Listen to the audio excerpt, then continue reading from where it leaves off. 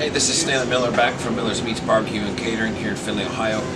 And today I want to talk to you guys and show you a little bit about the difference between an artisan crafted meats, cuts of meats, ground meats, stuff like that.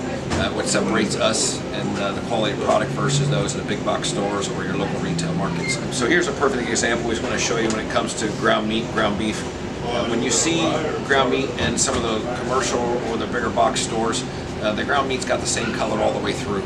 And a lot of that is just it gets processed through, a lot of the stuff ends up into a tube, and sometimes most of it's not even ground locally in the stores anymore.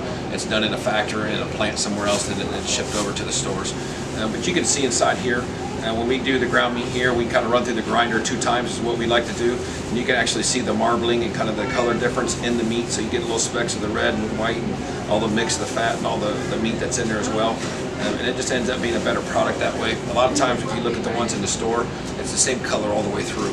And the reason for that is either it's been ground through 2 or probably 3 or 4 times, or like I said, they grind it and they put it into a tube and then they just run it through the machine to make it look like it was fresh ground. And that's a little bit of the difference you can tell between us here at Miller's Meat Barbecue and Catering and some of the other big stores. So we're going to show you an example too.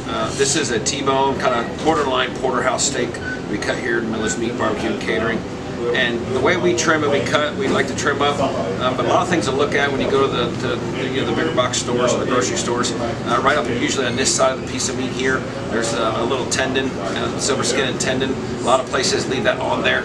We trim that off all the way up until the backbone, because it's not really fun to eat. It's just kind of chewy and rubbery, and it's not really pleasurable from a quality standpoint. And then on the other side of the T-bone, there is the tenderloin. And a little fun fact about that. So all porterhouse steaks are T-bones, but not all T-bones are porterhouse. And the difference between that is the short loin, which comes off this side of the steer. It has the tenderloin and has the strip loin on it. So this would be the tenderloin on this side, and this would be the strip loin.